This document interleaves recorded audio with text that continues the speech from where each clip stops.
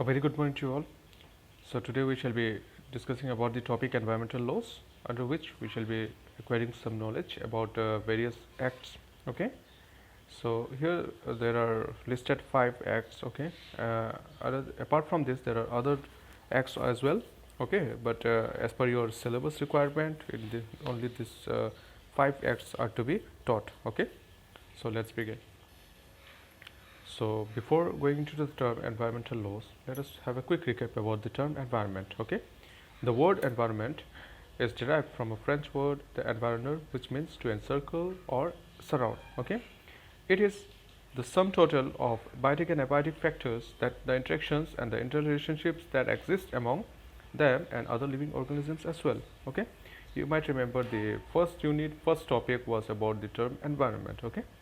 Now here next is your environmental law. Environmental law is a collective term encompassing aspects of law that provides protection to the environment. Okay. So environmental law is a collective term which encompasses various aspects of law that helps in protection of the environment. Okay. What are the need and importance of environmental law? First and foremost, the need was felt as to combat various issues related to the environment. Okay, what are the various issues such as global warming, climate change, greenhouse gas emissions, etc. Okay, and for the conservation of the natural resources. Okay, the need and importance for the environmental law was felt. Okay, and secondly, environmental law acts as an instrument to protect and improve the environment and to control or prevent any act of omissions or polluting substance or likely to pollute the environment. Okay, so basically if there is law, then there is a certain check or there is a certain observance in the vigilance in the various as causative agents responsible for the ill consequence of the environment, isn't it? Not to the full extent, but to a major extent things can be kept in check. Okay, if there are certain laws. So what is the prime focus area of environmental laws? Mainly it's for prevention and control purpose, protection of the environment and ensuring the welfare of the plants and animals. Okay. Here are a list of 5 acts, okay, which are to be studied in today's lecture. Now, Wildlife Protection Act in 1972, Water Prevention and Control of Pollution Act 1974, Forest Conservation Act 1980, Air Prevention and Control of Pollution Act 1981, Environmental Protection Act 1986. Okay, the year wise it is put in ascending order. Okay, so it will be easier for you to remember. So two of the important constitutional provisions for all these acts are Article 48A and Article 51G. Article 48A states that the state shall endeavor to protect and improve the environment and to safeguard the forest and wildlife of the country. Okay, mostly it is assigning some certain duties to the states. Article 51A of the Constitution states that it shall be the fundamental duty of every citizen to protect and improve the natural environment. Okay, so Article 48A states about the states, okay, how they are to perform, okay, their role, and Article 51A states about the fundamental role of every citizen. Okay.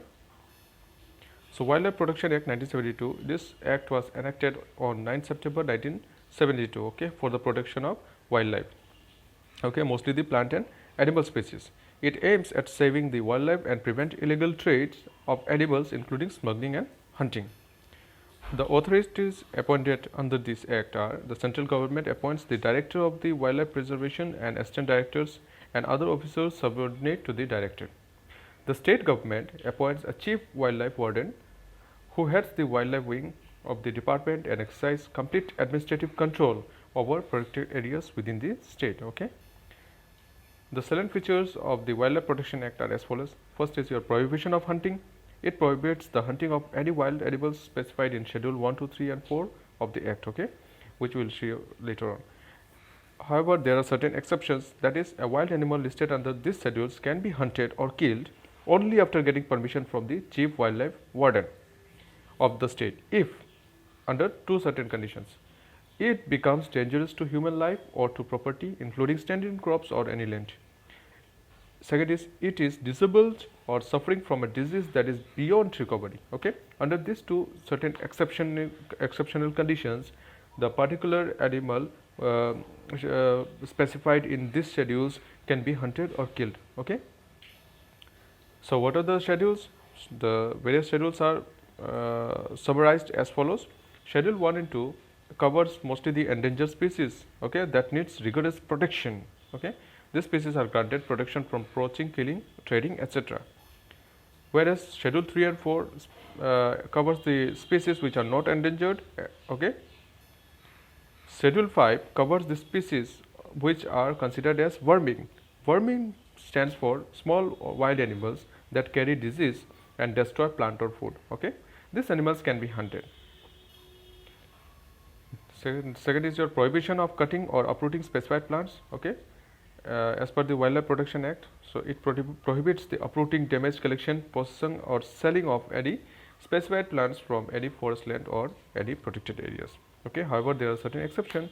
If the chief wildlife warden, however, grants permission for uprooting or collecting a specified plant for the purpose of education, scientific research, preservation in a herbarium, or if a person or institution is approved to do so by the central government, then they can perform the aforesaid activities. Okay. Okay. So mainly the Schedule 6 speaks about the plant related issues. Okay. That is, they provides regulation for the cultivation of specified plant species and restricts its possessions, okay, sale and transportation as well.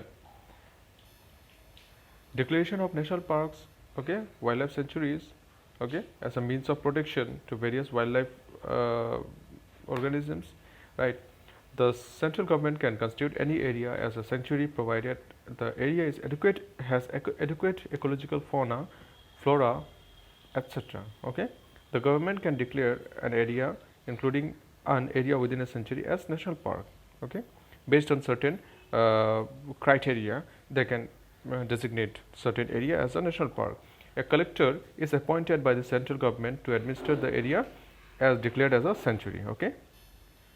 Then constitution of various bodies. The Wildlife Protection Act provides for the constitution of various bodies to be established under this act, such as the National and State Board for Wildlife, Central Zoo Authority, and National Tiger Conservation Authority.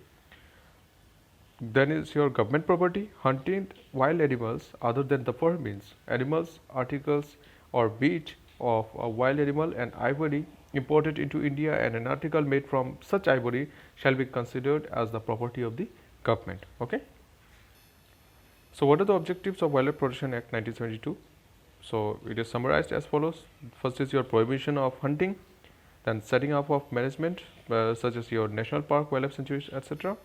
Control of trade and commerce in wildlife and its products, defining terms related to wildlife, appointment of wildlife wardens and duties, and providing breeding programs for endangered species. Next is your Water Prevention and Control of Pollution Act in 1974. It was enacted on 23rd March 1974. Okay. This act provides mainly for the protection and control of water pollution and the maintenance or restoration of wholesomeness of the water. Okay. This act aims at preventing the water from pollution in ways such as prohibiting of discharge of the pollutants into the water bodies directly. Also the penalties, also by issuing some penalties for those who violates the rules. Okay. All such human activities having a bearing on water qualities are recovered under this act.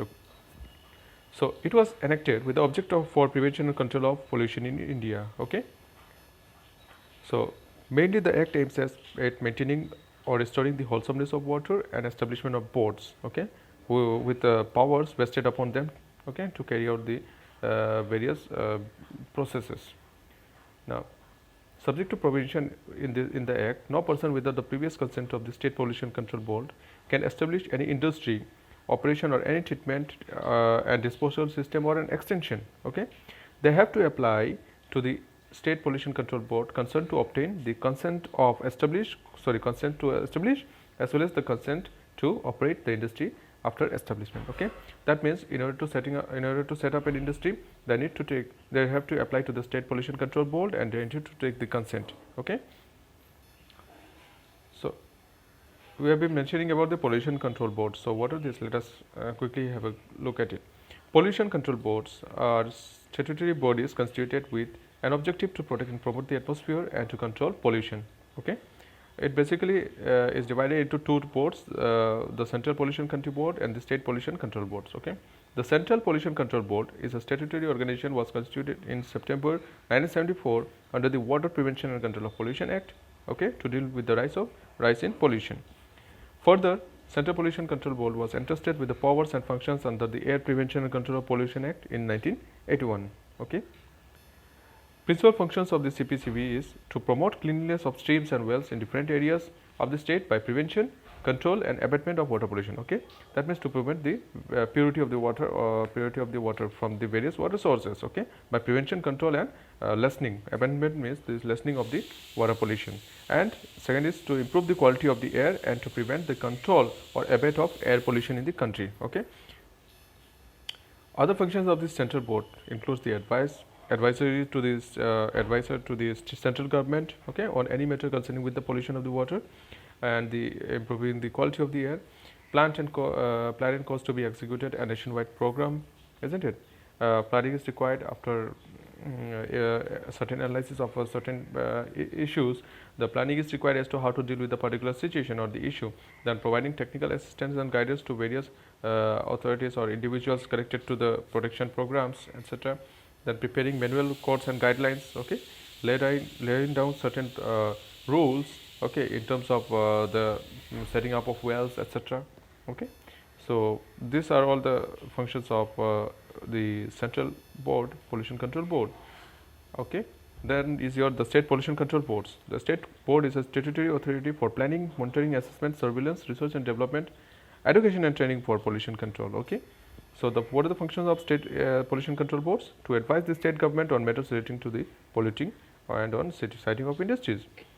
To plan programs for the pollution control, to collect and disseminate information, to carry out inspection of polluted industries and areas, to lay down effluent and emission standards, to issue consent to industries and other activities for compliance of prescribed emission and effluent standards. Okay. So, these are certain functions of the State Pollution Control Board. What are the objectives? Mainly the objective is to prevent and control the water pollution, to maintain the wholesomeness of the water, to establish control on the state boards for the prevention and control of the water pollution. Okay, these are the objectives of Water Prevention and Control of Pollution Act. Okay, to empower the board of prevention and control of water pollution, to provide penalties for contravention of the provision of the act, and to establish control on state water testing laboratories. Okay. Next is your Forest Conservation Act 1980. The first Conservation Act of 1980 is an act by the Parliament of India which ensures conservation of forest and its resources. It was enacted on 25th October 1980, okay, and it has 5 sections. The act aims at preserving the forest of the country. It also provides for measures to be taken to protect the forest from exploitation. What are the features of this Forest Conservation Act? The Act restricts the state government and all other authorities to take decisions first without permission from the central government. That means what? The state cannot directly take the first decisions, okay? They need to take the permission from the central government. The Forest Conservation Act gives complete authority to the central government to carry out the objectives of the act. The act levies penalties in case of violations of the provisions of Forest Conservation Act. The Forest Conservation Act will have an advisory committee which will help the central government with regard to forest conservation, okay? Now, what are the important sections of the Forest Conservation Act? First is section 1, that is titled in the scope. Second is your restriction of forest being used for non-forest purposes, okay, and advisory section 3 is your states about the advisory committee. As per section 2, the section list restricts where states authorized cannot make laws regarding forest without the permissions of the central government. The emphasis is on non-forest purposes, okay, which means that clearing forest lands for the plantation of tea, coffee, spices, rubber, etc. Okay. And as per section 3 of this act, the central government has the power to constitute an advisory committee to advise on matters relating to advising the central government on the preservation of forests.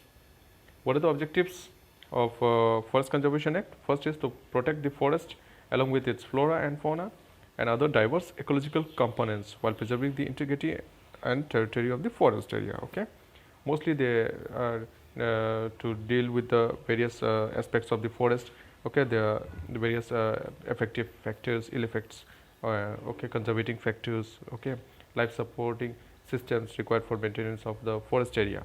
Arrest the loss of biodiversity, okay, to keep a check on the loss of biodiversity, prevent forest land from being converted into non-forest land or something like agriculture, grazing, for any other commercial purposes and intentions. Okay, to protect the integrity, territory and individuality of the forest, to protect the forest and prevent deforestation that will lead to the land erosion and subsequent degradation of the land. We know that as a result of deforestation, a number of ill consequences occurs, right?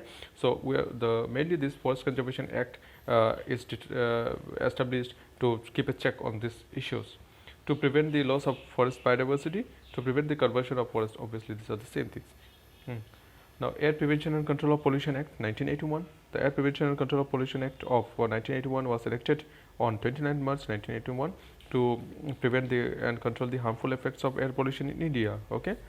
Now, the Act provides for rule and regulation to be followed by the people in order to stop the air pollution along with some penalties.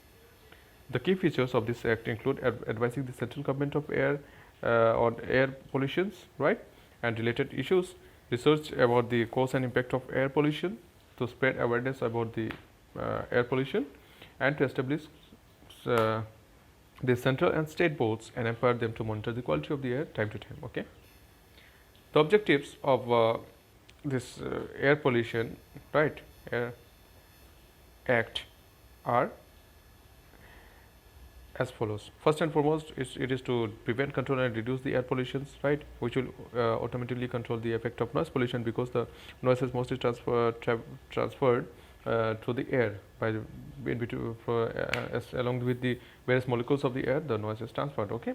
Under provisions of the Act, no person shall, without previous consent of the State Pollution Control Board, establish or operate any industrial areas. Okay. No person operating in any industrial area should emit any air pollution in excess beyond the certain permissible limit or standards. Okay, they will have to comply with both this government. Okay, next is your Environment Protection Act 1986. Objective of this act is to provide for the prevention and abatement of air pollution, that is to minimize the effect of air pollution, for the establishment with a view of carrying out the aforesaid purposes of boards, for conferring on the and assigning to such boards power and function relating thereto, and for matters concerned therewith. Okay, so that means what the objective of Air Pollution Control Act is to first and foremost is to reduce or to prevent the various air pollutants. Okay, and then regarding the regulations of the establishment of industries, the Air Pollution Control Act has Air Prevention and Control of Pollution Act has made formulated certain rules and regulations, okay, which need to be followed, and then the certain advisory board or committee are formulated so as to keep a check on this, so that they can fulfill the objectives which are laid down for the air prevention under the Air Prevention and Control of Pollution Act. Okay. Next is your Environment Protection Act in the year 1986. Okay, it was enacted on 23rd May 1986. Okay, for providing protection and improvement to the environment. It was enacted under Article 253 of the Indian Constitution, which provides for the enactment of legislation for giving effects to international agreements. Okay, Stockholm Agreement. Now, it empowers the central government to establish authorities charged with the mandate of preventing environmental pollution in all forms and to tackle special environmental problems, okay, that are peculiar to the different parts of the country. Okay, the Act is one of the most comprehensive legislation with the pretext of to protection and improvement of the environment. The Act provides for measures that can be taken to find long-term solutions to prevent the environment from pollution and degradation. Okay, overall, this particular Environmental Protection Act is about the empowerment of central governments to establish certain various authorities, okay, charged with certain the mandate to preventing the environmental pollutions and to tackle all the aspects related to it. That it is one of the most comprehensive legislation with the pretext of protection and improvement of the environment. Okay, it provides measures that can be taken to find long-term solutions to prevent the environment from pollution and degradation. Okay. And very important, it is an umbrella act for the protection and improvement of the environment and for the matters connected with the environment. Okay, under this, no person carrying on any industry, operation or process should discharge or emit or permit to discharge any environmental pollutants in excess, okay, several rules relative to various aspects of management, okay, as that of the hazardous waste, chemical waste, etc., have been notified under this act, okay, and prohibitions of such rules will lead to various penalties, okay. Many standards for the air emission, discharge of effluents and noise has been evolved and notified, okay. Various standard ranges or the limits have been set by the government, and violation of certain such limits shall be liable to get penalties or imprisonment as well in certain cases. So, subject to the provisions of this act, central government has the power to take all measures as it is deemed necessary for the purpose of protection and improving the environment. Procedures, safeguards, prohibition and restriction on handling of the hazardous substance, along with the prohibitions and restriction of the location of industries in different areas have been notified under this Environment Protection Act, okay. That means what? How to set up the industry, where to set up the industry, what is the maximum permissible limit for various effluents or various exhausts, okay. So this are all set in under the Environmental Protection Act, and the companies or industries are need to follow the strict rules, okay, failure of which will comply to various penalties. So the salient features of Environment Protection Act includes taking requisite measures to protect and improve the environment, coordinates the action between the state government authorities and officers, planning and execution of national programs on the prevention, management and abatement of environmental pollutions, establishing quality standards, okay, including standards for discharge of pollutants, restricting areas where industries or their processes cannot be carried out, okay. Establishment procedures and safeguards to prevent accidents conducive to environmental populations are also listed under the Environmental Protection Act. Establishing safeguards for the management of hazardous substance, examining process substances and materials liable to cause environmental pollution, encourage and sponsor research and innovation related to environmental problems, inspect premises, plant machineries, and direct officers or authorities to take requisite measures to prevent, control, and abate environmental pollutions. Okay, so it is a broad term. Like I said, it is an environmental. It's an umbrella term. Okay, Environmental Protection Act is an umbrella term. Under this, various measures are taken. Okay, various coordinations rules are being set up. Okay, the various planning and executions of different programs are carried out. Okay, then the various certain standards are being set in order to limit the extent of the pollutants that are released into the environment directly. Then restricting the areas where the industries are being established. Okay, then certain safeguard procedures, principles, safeguard measures are being set up, established to prevent certain type of accidents. Okay, conducive to environmental pollutions. Then establishing safeguards for the management of hazardous chemicals, various examining processes like quality check on the environment, to keep an eye on the environment, to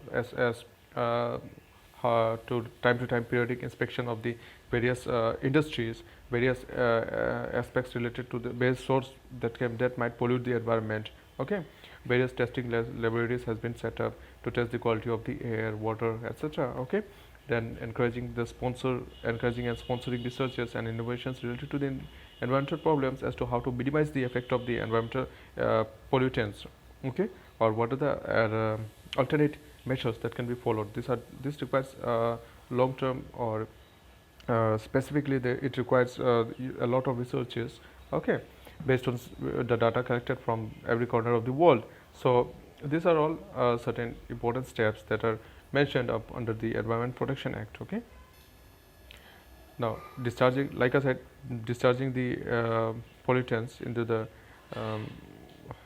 waste, okay, collecting this places, it bars the discharge and emission of any environmental pollutant beyond the standard limit by a person carrying industrial operations. Okay, stringent penalties have been prescribed for transgressing any provisions of this act. Okay, like I mentioned earlier, under the act, a person in charge of a place is obligated to inform the appropriate authorities of any accidental discharge of pollutants exceeding the specified limits. Like I said, mentioned earlier, that the person whosoever is authorized, they need to keep a check.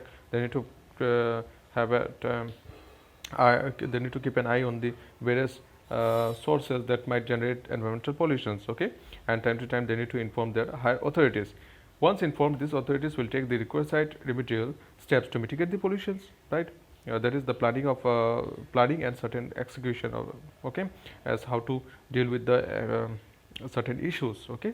Planning is required as to after the planning they implement they execute the plan, okay, on the ground level. The officers empowered by the central government can take samples of air, water, soil, or any other substance from any factory or premises for analysis. Okay, so obviously, to know about the various ill effects, you need to do certain researches, amount of researches. For this, the officers appointed by the central government have the full authority to go and collect any sort of samples, okay, for the analysis, okay, from a particular area. This act provides for the establishment of environmental laboratories that work to protect the environment and people from contamination. Okay, like I said, the various researches are being performed in various institutes to find out the consequences or reasons for certain type of pollutions and how to deal or mitigate those reasons. Okay, the jurisdiction of civil courts have been barred under this act. Okay. The main objectives of Environmental Protection Act are as follows. It is to provide for the protection and improvement of the environment and all matters connected with it. Most importantly, it aims to implement the decisions reached at the UN Conference on Human Environment, which was held in Stockholm in June 1972. Okay. The previous environment-related laws were all very specific, and due to the same, they left certain gaps. Okay, this act served the purpose of covering all those gaps left behind by the previous laws by having a general and wider scope. Okay, so if you are to deal with the environmental issues, you will have to follow the general approach, not a specific approach. Okay, so by the term general approach, it means you need to encompass, if you are going for protection of a particular wild species or of a particular area, you need to keep in mind to mitigate or to protect the other various important factors which are related to the sustenance of the life of those wild animal species, okay, wild plants and animal species. Okay, so it is a broad term that you need to keep a check on everything, like the water, air. That means in one word, it is an integrated approach. Okay, it should be an integrated approach because one of the environmental effect is linked with that of the other. Okay, the act aims to facilitate effective coordination between the different central and state authorities. Like I mentioned, it tries to maintain a coordination between different authorities, both central and state, okay, to enforce or to implement the various laws on the ground level. It aims to confront the central government with wide powers to carry out effective environment protection measures as it sees fit. Okay, it aims to lay down a detailed structure that would provide more stability and clarity of the environmental laws of the country. It also aims to provide deterrent punishment to those who endeavor the environment, health and safety. Okay, so if we are to summarize the objectives of the Environmental Protection Act, it is to protect and improve the environment and environmental conditions, to implement certain decisions which was taken in the UN Conference on Human Environment, okay, that was held in Stockholm in the year 1972, to give all the powers to the central government, state authorities and the various other authorities, okay, to implement various laws set up by the higher authorities, okay, to enforce law on the environment, okay, protection in the area for the environment protection in the areas that are not included by the existing laws, and to take strict actions against all those who harm the environment. Okay, so these are all the various summary about the Environmental Protection Act. Okay, so today out of the other various type of acts, the 5 type of acts are being discussed. Okay, and it is not that all the topics have been covered in this presentations or in this particular video. The point is that due to the demand of the syllabus, as per the requirement, only 3 best important areas have been focused upon. Okay, that is your mainly about the overview of this act, Environmental Act, certain key features or the salient features, and the prime objectives. Okay, whereas certain provisions of the central provision of the constitutions or certain sections or schedules have been listed as per the necessity of the topics. Okay, However, a number of other factors could also be included as to the various articles dealing with this sort of laws, the various sections, okay, etc. But still, I think this will serve the purpose for your examination point of view. Okay, so go through this and let me know if you are facing any sort of problems, okay, in understanding a particular topic. Okay, so that's all was for today. Until then, uh, thank you very much.